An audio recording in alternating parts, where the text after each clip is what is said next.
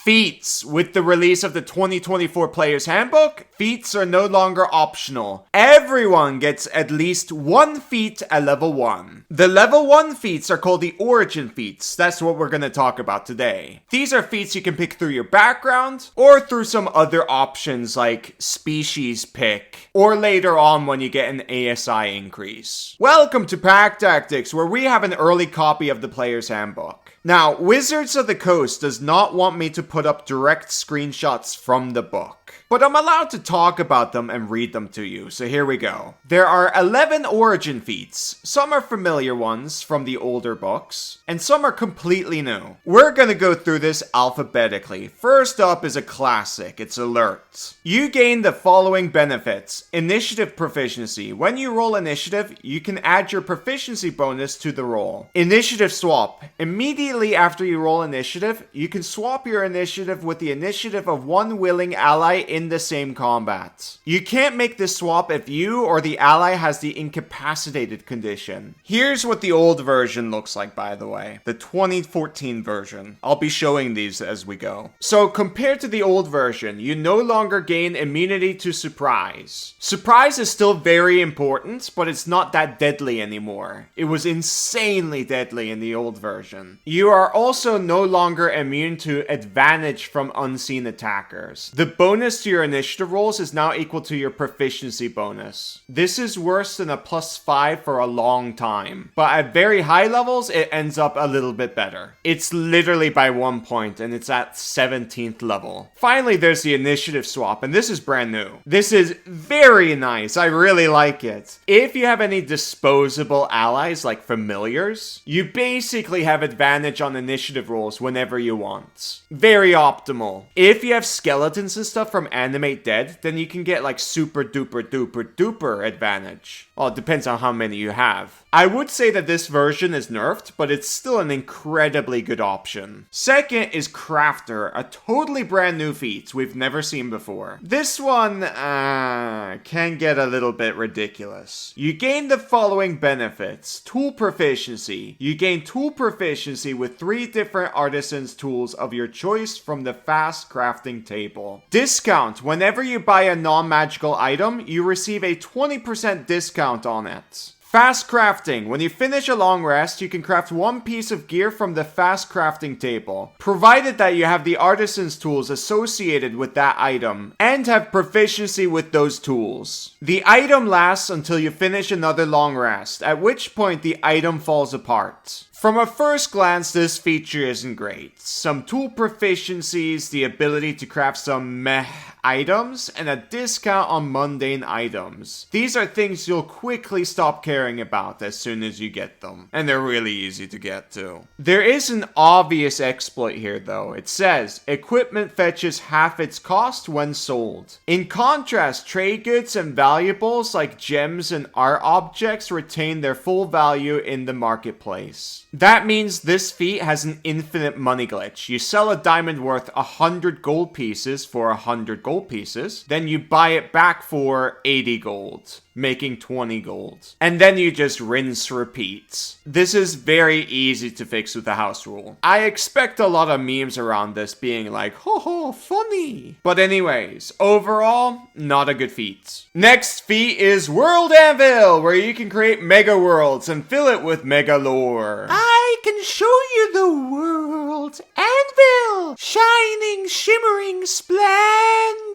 Gator, I'm a bagpiper. I can't follow up with anything clever musically. But World Anvil has some clever tools that make your world building very interesting by giving you ideas and guides to help you around. Then on top of that, you can look at other people's worlds for inspiration. There are just worlds without number out there. World Anvil has a dedicated community around storytelling, just like us in the D&D community. This tool isn't just for dungeon masters, writers, and artists, by the way. way. It's for anyone who's into the creative hobby and just wants to create interesting worlds for fun. This is a very effective way to learn how to do it while keeping all your notes, lore, politics, resources, and all of that organized. So what are you waiting for? Take a magic carpet ride over to World Anvil and experience a whole new world of creation. Use the code PACK at the checkout and you'll get a 51% off any yearly subscription. Back to the video. Third up, we have Healer. You gain the following benefits. Battle Medic. If you have a healer's kit, you can expend one use of it and tend to a creature within 5 feet of yourself as a utilize action. That creature can expend one of its hit point dice and you then roll that die. The creature regains a number of hit points equal to the roll plus your proficiency bonus. Healing rerolls. Whenever you roll a die to determine the number of hit points you can restore with a spell, or with the Feats Battle Medic benefit, you can re-roll the die if it rolls a 1, and you must use the new roll. Compared to the old version, you heal about the same, but it requires the target's hit point dice for each use. While you're no longer capped at just one use, this will quickly eat through your hit point dice. I do appreciate that you can quickly move on to different encounters with this, but there are still other benefits you can get through having a normal short rest. The other feature gives you a small increase in the average healing you do, but it's so small that it's really not worth it. The only time I see myself maybe picking this feat is for a speedrun game. Yes, speedrun games exist in D&D. I know of a party that speedrun Mines of Fendelver. I've been thinking about making a video about it. Anyways, next. Fourth. Depending on who you are, it's either going to make you very happy or it's going to make you really mad. It's lucky. You gain the following benefits. Lucky points. You have a number of lucky points equal to your proficiency bonus, and you can spend the points on the benefits below. You regain your expended luck points when you finish a long rest. Advantage. When you roll a d20 for a d20 test, you can expend 1 luck points to give yourself advantage on the roll. Disadvantage. When a creature rolls a d20 for an attack roll against you, you can spend 1 lucky point to impose disadvantage on that roll. First thing you would notice is that you do get a lot less uses compared to the old version at the start, but it does actually quickly outpace the original. A very big change though is that instead of lucky giving you the ability to re-roll things after the fact, it is now a way to give advantage or disadvantage to things. This is a lot worse than what it was before, but it's still a great feat to pick up, especially at level 1. Number 6. This one is great. It wasn't so much in the 2014 version, but now it's really good. Magic Initiates. You gain the following benefits. 2 cantrips. You learn 2 cantrips of your choice from the Cleric, Druid, or Wizard spell list. Intelligence, Wisdom, or Charisma is your spellcasting ability for this feat's spells. Choose when you select this feat. Level 1 spell. Choose a level 1 spell from the same list you selected from this feat's cantrips. You always have that spell prepared. You can cast it once without a spell slot, and you regain the ability to cast it in that way when you finish a long rest. You can also cast the spell using any spell slots you have. Spell change. Whenever you gain a new level, you can replace one of the spells you choose for this feat with a different spell of the same level from the chosen spell list. Previously, you could choose any caster, but now it's only Cleric, Druid, or Wizard. This doesn't really change very much, except that you cannot get Eldritch Blast through this feat anymore. Now, you can choose the spellcasting stat instead of being forced to use the one from the chosen class, and that's pretty nice. But the biggest thing here that makes me really happy is that after using the chosen spell once for free, you can actually use your spell slots to cast it again. Before, you couldn't do that at all. So this is incredibly useful and makes this feat an actual useful pick. To top it off, you can even change out the spell you pick at every level. This means that you don't need to feel bad if you picked something bad. The very next level, you can just pick something that's good or experiment with something else. That's really cool. I really like this feat. It's a very good pick for casters that either don't dip or dip late. Next, Musician. This one is completely new. It's really, really good. You gain the following benefits. Instrument training. You gain proficiency with 3 musical instruments of your choice. Encouraging song. As you finish a short or long rest, you can play a song on a musical instrument with which you have proficiency, and give heroic inspiration to allies who hear the song. The number of allies you can affect in this way equals your proficiency bonus. The proficiencies are one thing, but the real kicker here is the second. Heroic inspiration is really good, guys. While lucky points no longer allow for rerolls, heroic inspiration has turned into exactly that. So that means this feat basically gives you a 2014 lucky point to 2 to 6 allies each rest. And that can be short rests. The number of allies depends on your level. And while everyone has a maximum of 1 they can keep, I think it's still really beneficial to have at least 1 player with this feat in the party, even if people have their own way of gaining heroic inspiration consistently. This feat is incredible. Not only do you learn how to play the bagpipes, but you also get a fantastic feature with it. 10 out of 10. Next is a martial one, Savage Attacker. You've trained to deal particularly damaging strikes. Once per turn, when you hit a target with a weapon, you can roll the weapon's damage dice twice and use either roll against the target. For some very weird reason, they nerfed this. I have no idea why. Instead of a reroll, you can roll damage dice with advantage once per turn. It is the only origin feat with a damage increase, although when you think about it, you could count Lucky and some others as being damage increases too. I really don't like this feat. I wish there was more punch to it. Next is Skilled. It's exactly the same as before. Next, Tavern Brawler. This one is very different. You gain the following benefits. Enhanced Unarmed Strike. When you hit with an unarmed strike and deal damage, you can deal bludgeoning damage equal to 1d4 plus your strength modifier, instead of the normal damage of an unarmed strike. Damage rerolls. Whenever you roll a damage die with your unarmed strike, you can reroll the die if it rolls a 1. And you must use the new roll. Improvised Weaponry. You have proficiency with improvised weapons. Push. When you hit a creature with an unarmed strike as part of the attack action on your turn, you can deal damage to the target and also push it 5 feet away from you. You can use this benefit only once per turn. This is no longer a half feat, and it no longer gives you a way to grapple as a bonus action. But I really don't think that's a big deal, to be honest. With the damage reroll, you get a super duper small DPR increase compared to the 2014 version. Damage-wise, you're better off picking Savage Attacker. But push adds other benefits, like being able to retreat out of melee without taking opportunity attack from a creature you've moved away. I really don't like this feat. It really doesn't allow you to properly do an unarmed build by itself. Last, we have Tough. It's exactly the same as the old version. Tough is really whatever. I would pick other things over this. And that's it. That's all the origin feats. Alert, Lucky, Magic Initiate, and Musician are the real highlights here, in my opinion. These are the main 4s I will consider every single time. End of video. The next video is probably going to be about more feats. And these feats are gated at level 4, by the way, in case you didn't know. Anyway, stay tuned for more content. I hope I earned your subscription and maybe your support on Patreon. People who sign up for Patreon get early videos, by the way. Thank you very much for watching. Bye-bye.